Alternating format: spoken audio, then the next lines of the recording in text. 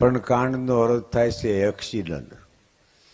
રામના જીવનના એક્સિડન્ટની નોંધ એ આપણી રામાયણ છે.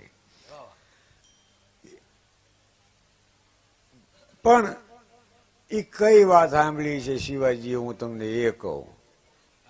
એ કઈ વાત હતી કહું? રામ જયારે વનમાં જવા નીકળ્યા ત્યારે લક્ષ્મણજીએ સુમિત્રાજીને કીધું કે એ માં, મોટા ભાઈ વનમાં જાય છે તો હું સેવા કરવા જાઉં. સાંભળજો, આ વાત કરી હતી. માએ કીધું લક્ષ્મણ, તારો બહુ સુંદર વિચાર છે. મોટા ભાઈની સેવા ભાગ્યવાળો માણસ જ કરી શકે છે.